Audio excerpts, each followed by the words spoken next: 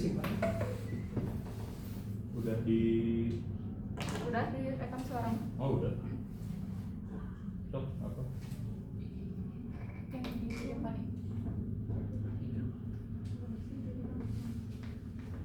Pertanyaan yang pertama ini soal kekuatan close range. Menurut Bapak, apa sih keunggulan dosen-dosen di prodi? Ya, pertama kalau secara pedagogi itu konteks pendidikan ya, belajar mengajar. Tentu saja profesionalitas yang dilihat ya. Profesionalitasnya bukan dalam arti pemenuhan kebutuhan standar internal ya, standar akademik, tapi juga background. Jadi frame of reference itu mah pendidikan S1, S2, S3. Nah yang satu yang penting, kita tuh punya kekuatan di frame of experience gitu. Jadi memang ada beberapa di antara kita yang nggak hanya punya basic pendidikan formal aja gitu. Jadi dia juga punya kepraktisian gitu. Nah itu yang penting ya, karena frame of experience sama frame of reference itu beda ya gitu. Kalau frame of reference kan teori kayak tadi ya gitu ya, catatan akademis. Nah itu mah frame of reference. Nah kalau experience ya itu mah lapangan. Nah itu jadi kekuatan sih ya, karena ada paradigma yang beda gitu, Fani, karena paradigma yang dibangun oleh pengalaman di institusi tadi. Salah satunya di sini kan ada yang masih jadi announcer dari sekarang. Terus ada juga beberapa yang punya pengalaman puluhan tahun di media. Ada 2 orang tuh puluhan tahun tuh di media. Jadi kan bisa memahami ya dunia kepraktisian gitu. Nah itu tuh jadi satu kelebihan deh. Kemudian juga yang tergabung di beberapa organisasi profesional mah itu mah udah pasti banyak. Itu kelebihan sih ya. Tapi yang saya highlight mah justru yang punya frame of experience di tadi, karena dia memang pernah bekerja di bidang itu.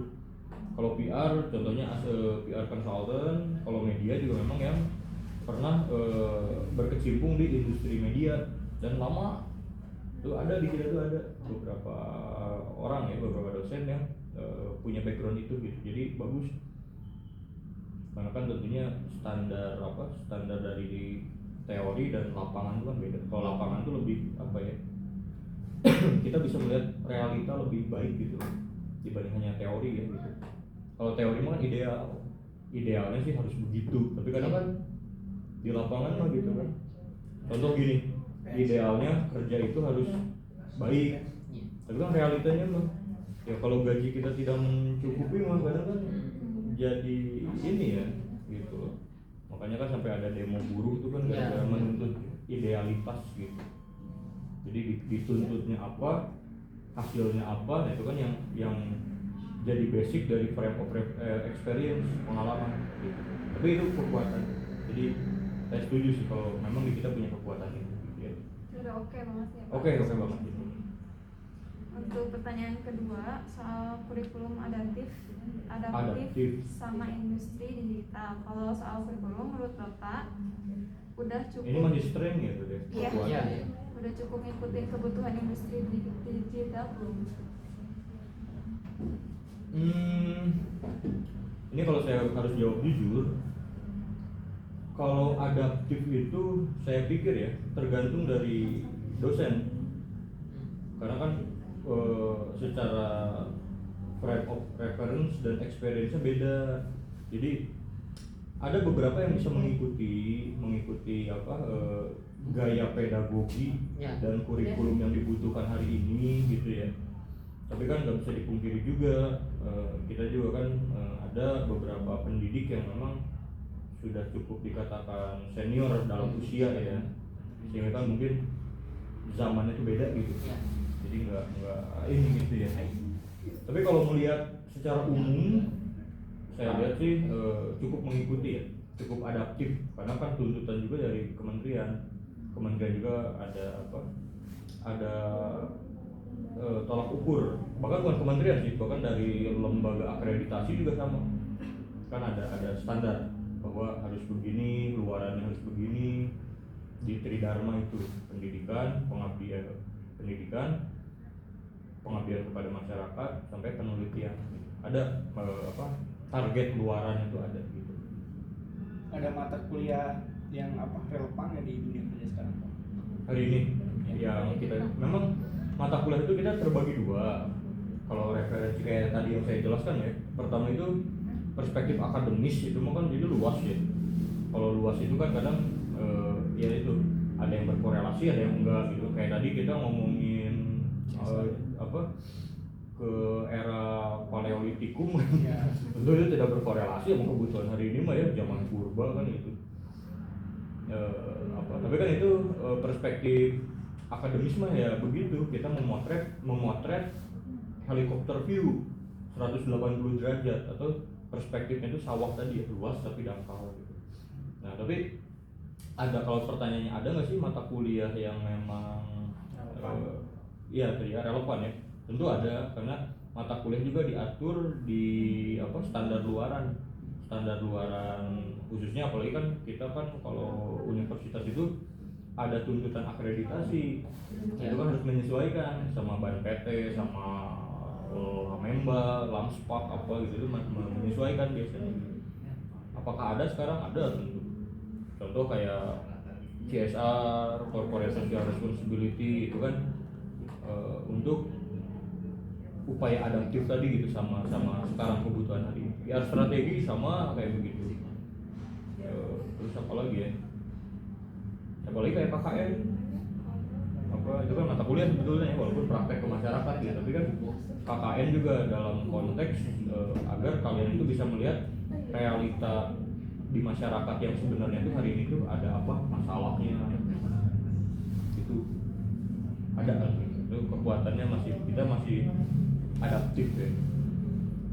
Lanjut ke iklim belajar di prodi ini menurut Bapak lebih ke arah kolaboratif, kompetitif, atau santai? Sekali lagi sih, kalau pandangan saya sebagai pengajar, tentu kan saya juga punya kebijakan dalam pedagogi ya, dalam belajar mengajar. Kalau saya sih berusaha menciptakan iklim itu, bahkan nggak hanya kolaboratif, tapi juga bukan santai, kolaboratif dan kompetitif. Gitu. Jadi kompetitif itu nggak bisa kita maknai hal yang buruk ya, justru itu bagus, karena ada ayatnya lah kalau di Al-Quran kan, fastabiqul khairat kan, disuruh berlomba-lomba gitu dalam kebaikan tuh gitu. Nah tapi kalau untuk iklim kolaboratif, saya pribadi sih melakukan itu dalam artian, walaupun contoh semester 3 nih ya, saya mengampu 2 topik mata kuliah yang berbeda, tapi kita tidak mencari perbedaan di antara keduanya, yang kita cari adalah persamaan. Maka di proyek akhir UAS, jadi A1 dan A2 yang notabene mata kuliahnya berbeda, malah akan menghasilkan satu proyek luaran yang sama, proyek kolaborasi gitu. Jadi kalau saya pribadi, saya terapkan itu ya, kolaborasi sampai dengan ya tadi kompetitif sampai dengan kompetitivenessnya dibangun gitu ya. Bahkan kalau saya kadang lintas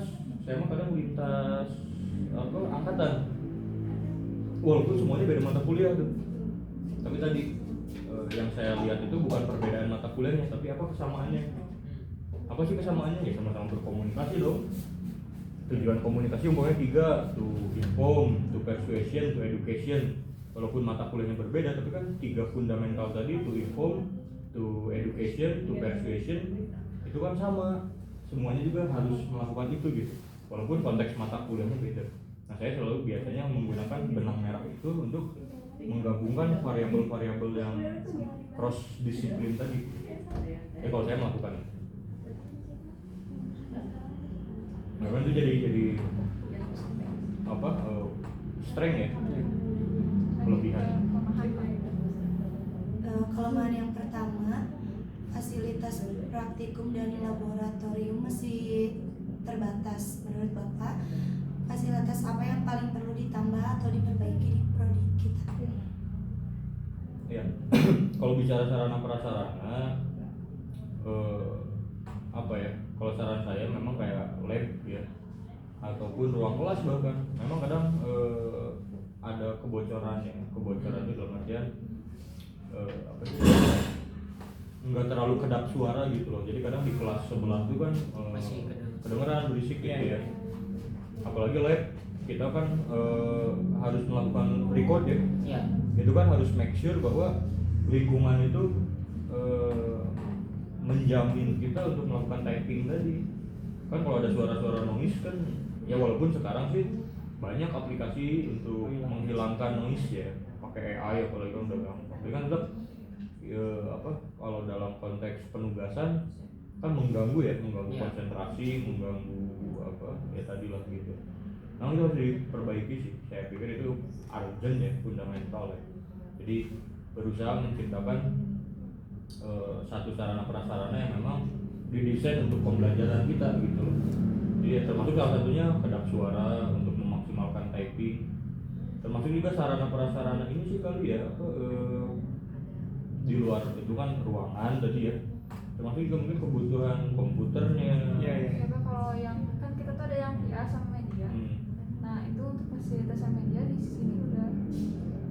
Oh itu kalau itu sih belum kita masih on progress lah ya gitu ya, karena kan labnya juga kan kita baru SK-nya ya, SK lab Ikom itu baru keluar gitu ya.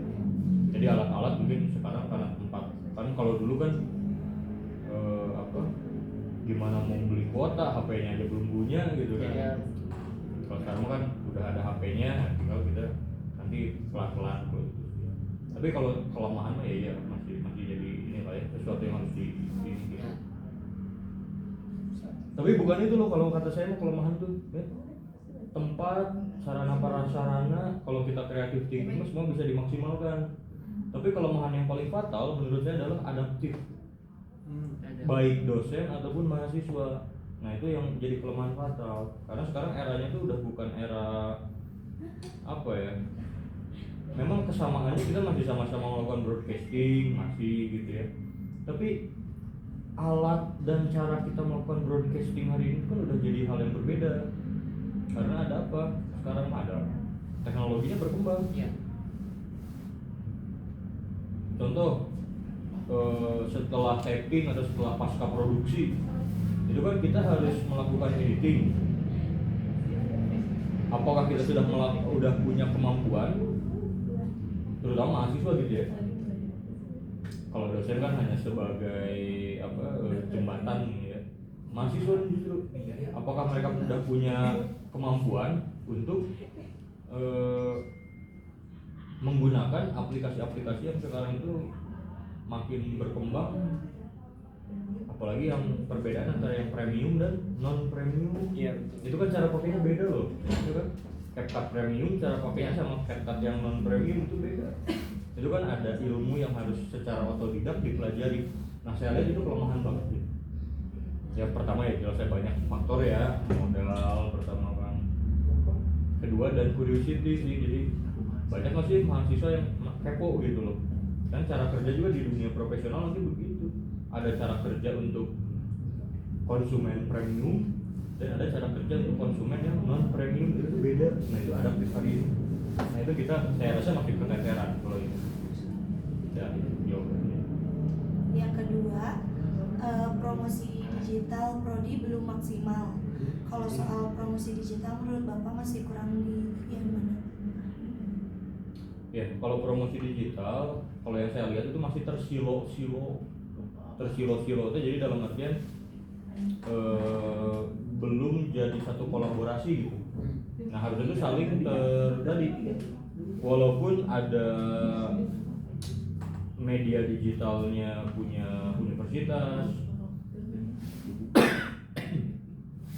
fakultas, ada prodi, ada himpunan. Jadi masalahnya ini berjalan masing-masing. Menurut saya bagusnya 4 ini tuh bisa berjalan beriringan tadi, walaupun notabene-nya tupoksinya kan beda ya gitu. Ya hima ya hima gitu. Tapi kan ada kalanya juga 4 ini tuh kan bisa jadi satu kesatuan yang berjalan bersama untuk kepentingan bersama gitu loh. Itu yang saya lihat. Jadi masih ada silo-silo gitu. Jadi himpunan itu masih membawa nama himpunan. Iya. gitu loh. Padahal kan himpunan kan udah jelas ya, dia kan punya branding nama dari prodi kita gitu kan. Nah, itu yang kadang jarang di show off. Jadi yang di show offnya itu himpunannya, bukan prodinya atau universitasnya. Padahal kan bisa berjalan beriringan Iya. di apa, di branding gitu ya. Anak Ikom kan udah paham lah yang kayak gitu. Termasuk juga tadi apa? Oh ya, yang kedua ya, itu yang pertama masih tersilo-silo. Yang kedua kelemahannya adalah kita masih belum benar-benar memahami citra reputasi menurut saya ya. Iya. Gitu loh, ini makanya anak PR tapi dia nggak bisa branding, nggak bisa pencitraan, itu kan anomali. Sama kayak dokter tapi nggak bisa nyuntik pasien, kan aneh ya gitu. Nah itu waktu saya itu memang masih saya temukan gitu, saya lihat gitu. Terus ini juga apa, publisitas ini fatal sih menurut saya. Banyak di antara mahasiswa yang belum paham apa bedanya publikasi dan publisitas gitu loh. Mungkin kalian juga sama bingung apa tuh bedanya publikasi dan publisitas. Itu tuh beda loh. Bedanya apa? Ya? Jadi kalau publikasi itu ibaratnya kayak kalian update medsos deh. Update medsos, saya foto nih sama Mawar selfie, saya posting ke Instagram. Nah kalau itu yang saya lakukan itu adalah publikasi, tidak ada publisitas. Nah kalau publisitas, upload atau update yang kita lakukan dalam konteks pemberitaan ya, itu tuh punya tujuan, yaitu tujuannya apa? Untuk membangun atau mengarahkan citra dan reputasi. Contoh kalau kita membangun publisitas, contohnya kalau saya umpamanya foto tadi kan sama Mawar, kemudian saya edit pakai filter, pakai apa, dan kan yang saya lakukan adalah publisitas. Karena apa? Ya tadi menjaga citra atau menampilkan reputasi gitu kan. Karena kan biar nggak kelihatan apa gendut, mungkin biar kelihatan tirus gitu kan, pakai filter gitu loh. Jadi punya tujuan, jadi nggak hanya asal posting gitu loh, nggak hanya asal pemberitaan. Nah kalau hanya asal posting, nah itu yang disebut publikasi. Hanya mempublikasikan aja, kita udah bikin acara ini, kita udah sukses menggelar event ini gitu loh. Tapi kalau publisitas, ada yang kita make over, kita make up gitu. Tapi tetap nggak mengada-ngada, apa adanya. Tapi kita gunakan filter tadi biar kelihatan lebih cantik, lebih tirus gitu loh, biar makin pede di postingnya. Karena ada tujuan menjaga citra. Nah ini yang kadang saya lihat kita tuh masih belum ngeh sama kayak gitu. Kayak tadi kan kita jurusan kedokteran tapi nggak bisa nyuntik pasien, kan aneh gitu. Jadi kita anak ikom tapi ya tadi kita nggak ngerti apa bedanya publikasi dan publisitas. Kalau kita mah justru harus publisitas. Nah nanti tugas kalian nih, kan ada tugas dari saya, bukan publikasi, justru publisitas gitu loh, gitu ya. Nah ini yang lemah banget menurut saya. Jadi Pak, menurut Bapak kira-kira konten seperti apa yang harusnya lebih ditonjolkan biar publik lebih kenal prodi? Publisitas, udah itu jawabannya, publisitas. Jadi apapun yang kita lakukan, jadikan itu pemberitaan. Publisitas ini juga nanti berkaitannya itu bukan hanya, kan kalau tadi saya hanya bicara apa, gimana caranya update konten yang baik dan benar kalau dalam konteks publisitas, yaitu kita harus pakai filter kalau contoh tadi kan. Tapi kan gak hanya itu. Nah publisitas itu ada kaitannya sama media relations, hubungan antara humas dengan media. Gimana kita mau publikasi kalau kita jangan punya akun di TikTok? Iya. Gitu loh. Gimana kita mau publisitas? Kita aja nggak kenal sama orang Kompas, kita aja nggak kenal sama orang Tempo. Ya kalau di kita mah di kita pribadi kan ada momentum, kan jago kandang, aduh, ya kan?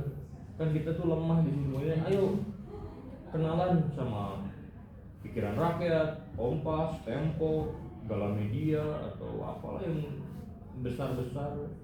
Atau kalaupun enggak, kita bisa ciptakan satu event atau buat satu proyek atau buat satu program kerja kalau himpunan mah kan, tapi output dari program kerja itu tuh jadi bahan pemberitaan. Nah makanya kan kualitinya itu harus ditingkatkan ya gitu, quality dari itunya gitu. Jadi memang kok rentetannya panjang, tapi itu lemah banget sih saya lihat ya. Jadi kita orang PR tapi kita masih lemah dalam publisitas. Gimana mau publisitas, kita diajak nggak ngerti gimana caranya melakukan membangun citra reputasi atau bahkan media relations tadi. Nah, ini dua hal ini lemah banget. Aku mau nanya. Kan berarti hak kita tuh harus publisitas. Nah ini tuh maksudnya tuh konten yang bisa di Reels, di TikTok. Lebih baik menurut Bapak kita yang apapun. Jadi adaptif itu gini loh ya, masalah publisitas ya. Kalau kita mau posting di mana mah jelas karena teman-teman PR ini udah belajar komunikasi digital, udah belajar content creation, udah nggak usah ditanya lah. Ya kita adaptif ya, kita mau apa di TikTok, Instagram menyesuaikan dengan Reels ataupun short video. Nah, tapi maksud saya tuh itu mah dasar basic gitu mah. Saya pikir hal-hal kayak gitu mah teman-teman udah pada paham, bahkan jauh lebih paham daripada saya. Tapi yang jadi masalah itu sebetulnya adalah gimana caranya Reels yang 60 detik itu jadi publisitas, bukan jadi publikasi. Nah ini yang susah, karena dalam 60 detik itu kalau kita mengacu ke publisitas maka harus terciptanya branding, citra, bagaimana membangun engagement gitu loh, atau bagaimana bisa apa yang kita tampilkan itu menjadi citra dan reputasi positif justru gitu loh. Jadi nggak hanya ya posting. Iya. mau tentang apapun, misal behind the scene juga harus ada publisitasnya. Ya semua kan bisa dikemas ya gitu ya. Apapun itu gitu. Contoh teman-teman nanti mau berbicara tentang kesuksesan program CSR perusahaan. Kalau asal posting, sekali lagi nih, kalau asal posting itu orang itu akan image-nya tuh hanya mahasiswa lagi nugas, udah beres sampai situ citranya. Nah, lalu gimana caranya kita bisa mencitrakan itu tuh menjadi publisitas? Jadi citranya tuh harus, oh anak mahasiswa khususnya di universitas ini mereka tuh bisa berbicara tentang energi terbarukan, bisa berbicara tentang sustainability, bisa berbicara tentang sustainability development dan goals SDGs, bisa berbicara tentang masa depan yang keberlanjutan tadi gitu. Nah, itu kan jadi publisitas bahwa apa citranya, anak-anak sekarang tapi ya gitu, dari kampus mana sih ini, oh dari universitas ini. Nah gitu loh maksud saya itu. Nah itu yang kita lemah tuh Fani. Jadi kita masih menganggap itu publikasi aja gitu, nggak ada korelasinya sama publisitas. Nah itu ayo kita perbaiki kelemahan itu gitu. Paling terakhir Pak, terakhir ya. Kan tadi kita disinggung tentang kolaborasi Pak. Kolaborasi sama industri masih minim. Menurut Bapak, kendala terbesar kenapa kolaborasi masih sedikit itu apa Pak? Sama kalau boleh nih, prodi kerjasama sama industri apa gitu? Yeah. Di bidang apa? Dan di bidang apa? Oke, good question. Pertanyaan terakhir bagus. Gini teman-teman, ini kelemahan bukan hanya di kampus kita, tapi saya lihat kelemahan ini itu dimiliki oleh semua kampus di luar kampus yang punya nama besar. Contoh kampus yang punya nama besar, sebut merek ya, ITB, UGM, UI. Kalau mereka pasti sudah sukses menggunakan konsep triple helix, jadi kolaborasi antara akademisi, government, pemerintah, dan industri. Sok mau duluan apa? Ya. Hati ya. Tidak apa mau Oh, nunggu. Bapak kedua Hati ya. dadah. Duluan ya. Nah kenapa ITB, UGM, UI mereka itu bisa sukses melakukan triple helix? Nah itu sebenarnya triple helix namanya. Nanti ada lagi penta itu 5. Ini yang standar aja juga triple helix ya. Pemerintah, industri, akademis, universitas, kampus. Karena mereka udah punya nama besar. Termasuk juga kan salah satu universitas yang udah lama tertua di Indonesia gitu ya. Nah kalau yang di luar itu memang hampir semuanya, bukan kita aja, memang masih lemah dalam kolaborasi tadi. Jadi masih berjalan dengan masing-masing. Kampus ya udah bagiannya akademis, industri ya udah bagiannya bisnis, pemerintah ya udah bagiannya regulasi.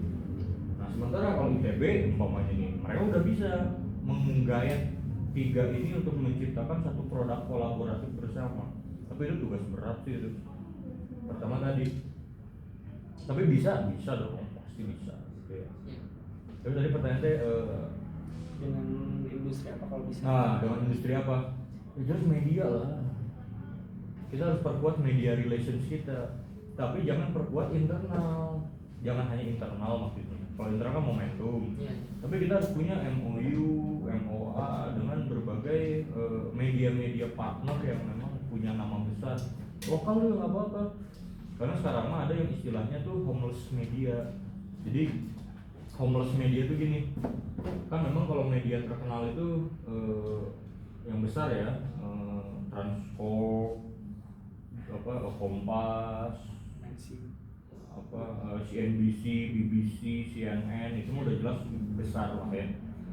Tapi kan sekarang mah realitanya homeless media itu sudah bisa mengalahkan media-media utama kita. Contohnya apa ya? Info Bandung Kota. Iya. Walaupun itu sih memang masih di bawah Humas Kota Bandung ya. Tapi ada lokal, tapi mereka tuh homeless media, engagement mereka tuh kuat banget. Contoh yang fold itu loh, Yunkin Fold, apa lagi ya? Pokoknya akun-akun fold lah. Itu sebenarnya homeless media. Mereka mah startup gitu, tapi memang jadi sumber informasi utama Gen Z sekarang. Iya. Atau mungkin influencer mungkin yang memang, tapi influencer nggak sih, masih lemah sih. Lebih baik media, lebih baik homeless media. Ya kalau saran saya mah justru perkuat kolaborasi dengan homeless media. Iya betul. Yunkin Fold ini apa sekarang mah namanya teh fold gitu lah. Atau kadang apa gitu namanya tuh aneh-aneh Nanti box gitu ada. Apalah gitu. Media-media gitu. Jadi citizen journalism, jadi punya orang pribadi tapi dia ya tadi bagus, kekuatan engagement itu bagus gitu. Jadi justru kita harus mainnya di situ sekarang.